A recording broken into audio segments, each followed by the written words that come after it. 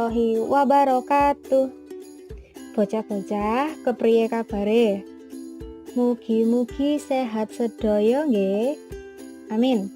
Lan kudu tetep semangat belajar masih nang omah. Jaga kesehatan nggih.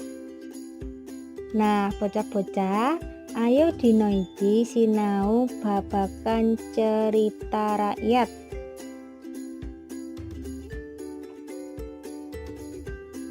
Apa iku cerita rakyat? Cerita rakyat yaiku perangan saka kabudayan sawijining kolektif kang kasebar lan diwarisake turun-temurun kanthi cara tradisional lan ing versi kang beda. Bisa awujud lisan uga tulodo kang nganggo gerak isyarat utawa pangeling-eling. Nah, unsur-unsur intrinsik jroning cerita rakyat.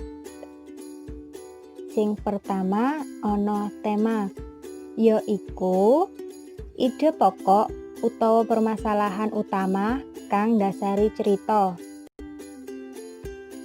Sing keloro ana latar utawa setting, yaiku panggonan, wektu utawa suasana kang bantu cetoning cerita.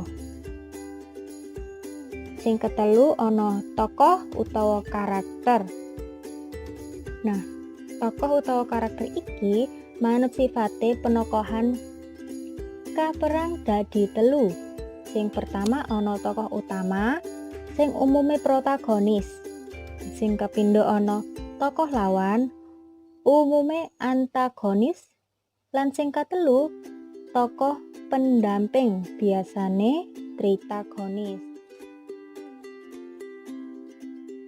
Nah, manut carane tampil, watake penokohan kaperang dadi loro. Sing pertama yaiku langsung, sing keloro ora langsung. Nah, unsur-unsur intrinsik jroning cerita rakyat sing kepapat yaiku ana alur utawa plot, yaiku urut-urutaning kedadenane cerita. Nah, umume alur kaperang ana telu. Sing pertama alur maju, sing keloro ana alur mundur, lan sing ketelu ana alur campuran. Sing kelima unsur-unsur intrinsik jroning cerita rakyat yaiku sudut pandang. Nah, sudut pandang iki mujudake kepriye carane si penulis nyeleh panggonan dheweke ing jroning cerita. Nah, ing sudut pandang kene kaperang dadi loro.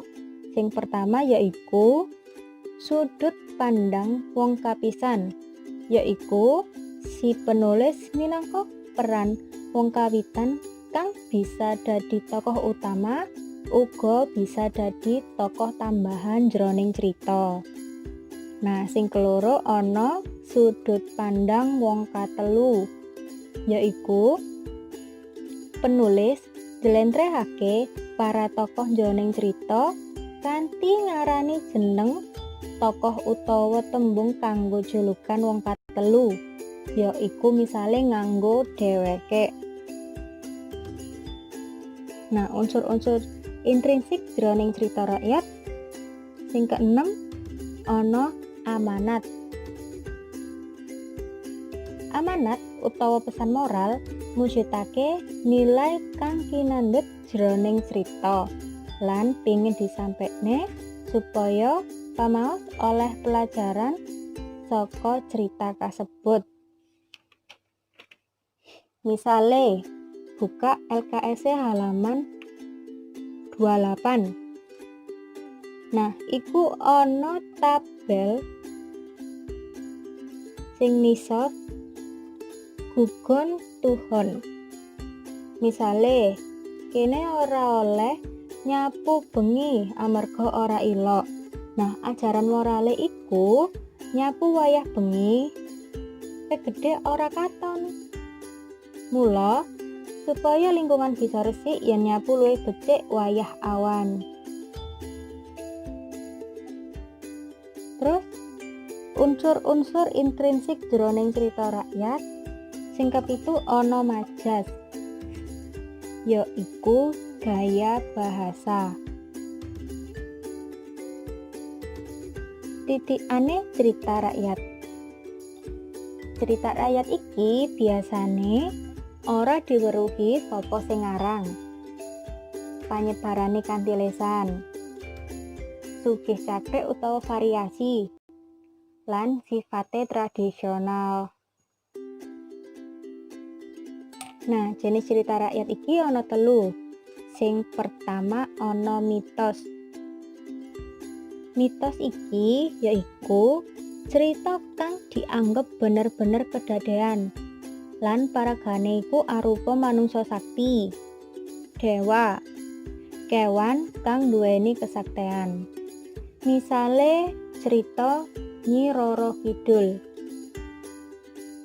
Terus ana legenda, yaiku cerita asal usul sawijining panggonan lan biasane ana petilasane arupa watu, uwit, gunung, lan kali. Lah, contoh legenda iki yaiku kedadean kutha Surabaya. Sing katelu ana dongeng, yaiku cerita kang ngayawara lan ora bisa dipercaya. Misale cerita tentang